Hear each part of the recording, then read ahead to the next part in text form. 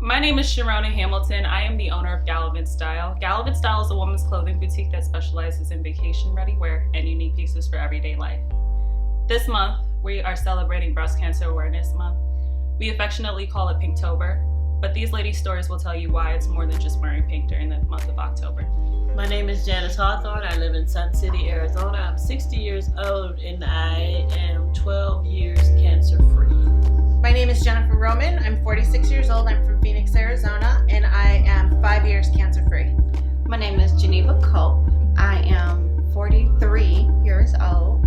Currently live in Buckeye, Arizona, from Milwaukee, Wisconsin, and I am 2 years cancer-free. My name is Selena Barner. I am 48 years old. I am from Milwaukee, Wisconsin, currently living in Goodyear, Arizona. I have been cancer-free for 3.5 years. I discovered my cancer. I was taking a shower and I found a lump. And at the time, my ex-husband was a surgical tech. And I'm like, feel this. He's like, oh yeah, something there. I'm like, you could have said it a lot nicer. But I found the lump and they did an MRI and they found another one. So I ended up having to have a mastectomy instead of lumpectomy. But the thing is, it was Breast Cancer Awareness Month when I found it. The day after I found it, I'm trying to figure out, how do I tell my kids? My son was 5 at the time. So he's eating some Banana Nut Crunch and the Race for the Cure was on the back of the box. And he's like, Ma, do men get breast cancer? I said, yeah, they do. He's like, do you have it? Mind you, I found out the day before. And I said, why did you ask me that? He said, because if you do, then we can just go to the race. I'm like, okay. I said, but what if I do have it? He said, well, at least now you know. So I said, okay. I explained that I did have it. He said, well, you're going to be okay. And I said, no, I have to tell your sister, so don't say anything to her. He said, yeah, I know, because she a big crybaby, so she going to cry. But when I went to go tell her, I stopped, got a box of tissues, and went to her house to tell her, and she did pretty well. She did good because she said, because of the fact that I see that you're okay, I know you're going to be okay. I found out during the time that I was getting my regular mammogram. I had a very good doctor at the time, a doctor who was willing to find a needle in a haystack, but she was one of those doctors that faithfully wanted me to go get a mammogram once a year, and that's because I have dense breasts, and it just means that it's difficult to see things clearly because it's a lot of tissue buildup in my breasts. So May 10th, 2017, I went in for my regular mammogram. The very next day, they called me back and said I needed to come back in for a second one. I went in for my second mammogram. They explained to me that they found some calcification in my breasts and that the doctor needed to talk to me. The doctor came in and told me that he believes that I may have cancer and they wanted to do a biopsy. I went for my biopsy May 26th. Biopsy was the worst pain ever. It's an uncomfortable procedure. The staff was pretty nice, but it's still, your mind is racing because of everything that's going on. After the biopsy, I received a call back from the doctor who told me over the phone, which was the worst type of news you can get while I was at work. It was May 31st. It was 9 a.m. in the morning. He called, I answered, and he said, is this a good time to talk? And I said, it all depends on what it is you want to share with me. And his response was, I'm just calling to let you know that you have breast cancer. I got off the phone. The nurse immediately asked what was wrong. We went in a room. I fell apart. She told me that I can go home, but she wasn't my supervisor. So my supervisor just told me to schedule an appointment with a breast specialist. And I did it. finish my job for the rest of the day.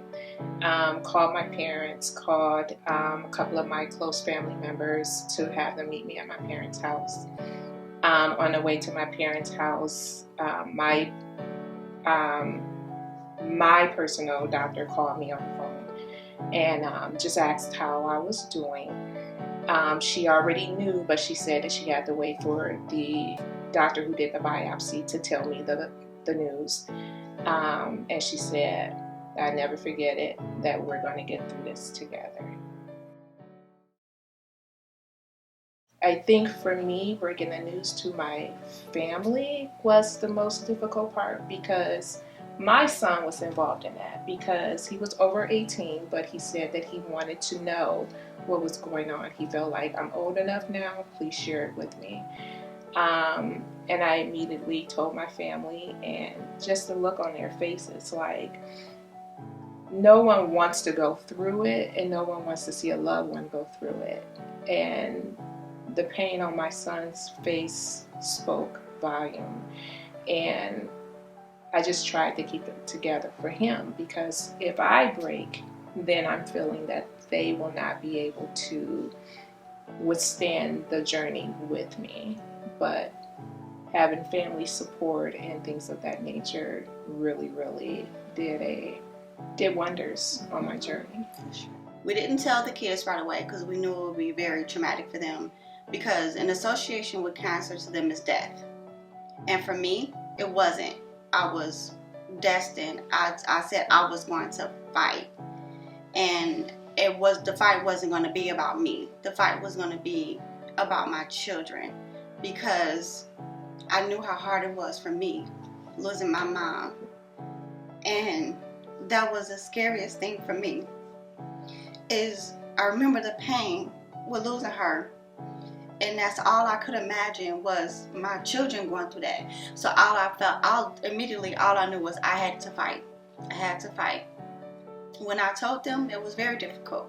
It was very difficult for them. They immediately thought that I was going to die, and I told them, no, we are a praying family, and we are going to pray, we are going to fast, we are going to do everything in God's will to get us through this, and we did.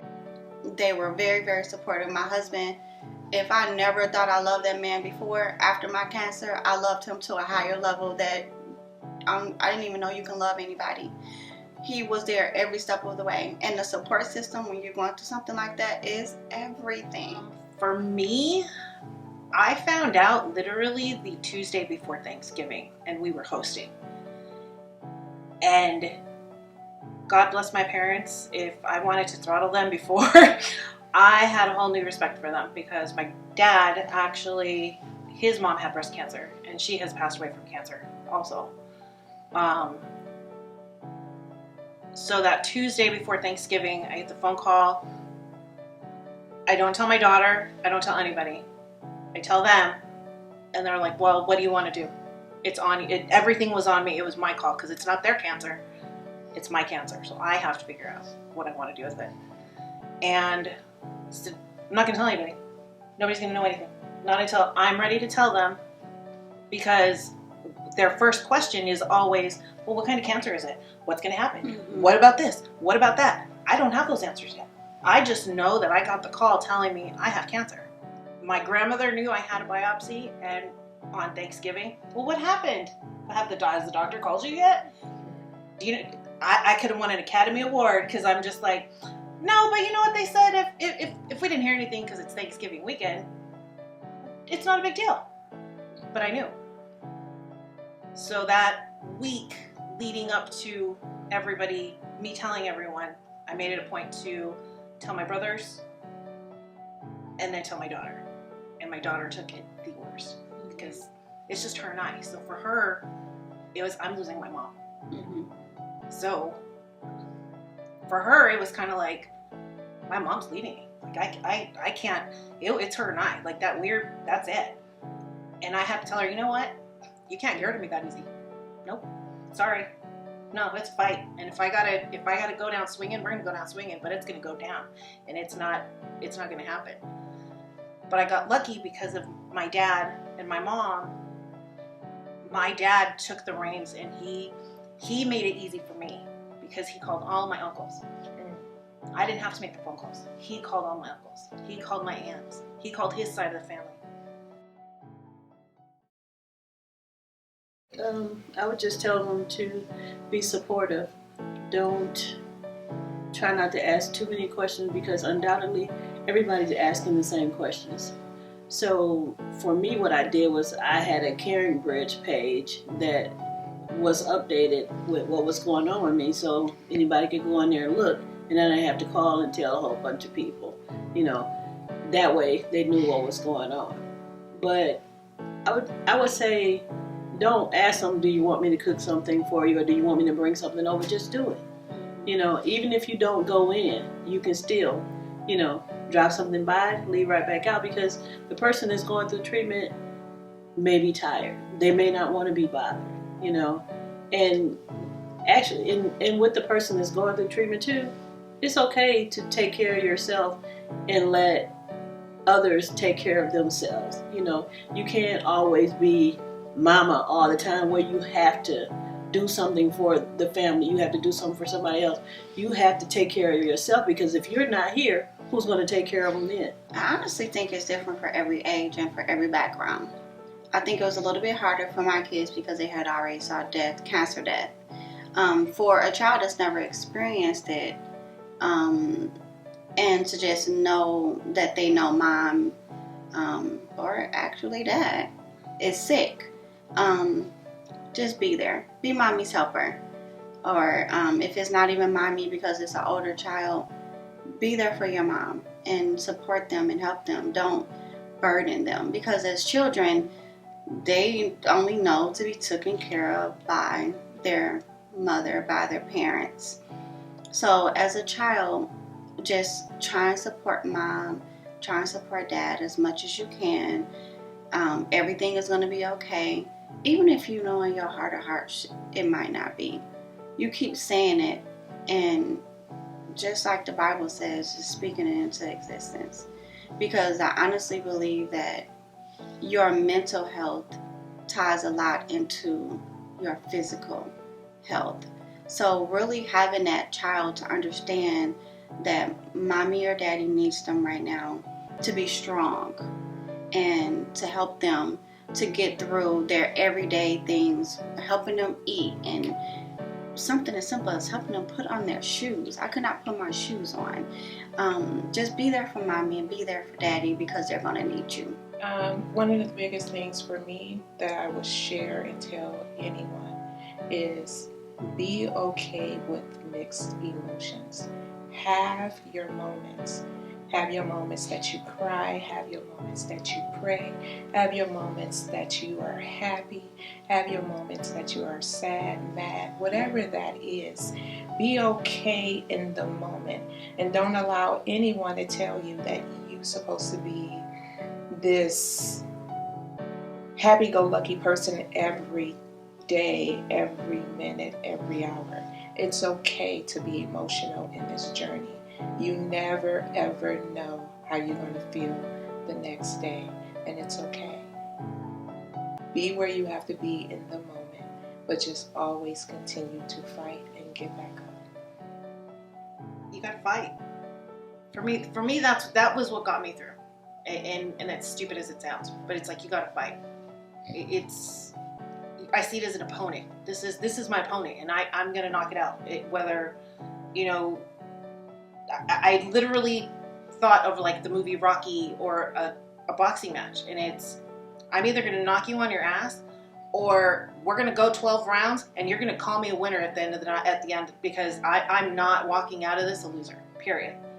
And it's a mindset sometimes. I've met people who,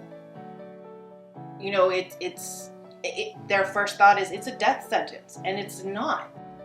But it's knowing that you have other people to come to. You're not alone, but you have to fight.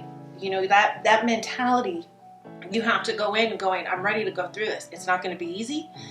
You're going to get knocked on your butt. You get knocked on your butt 20 times, you get up 21.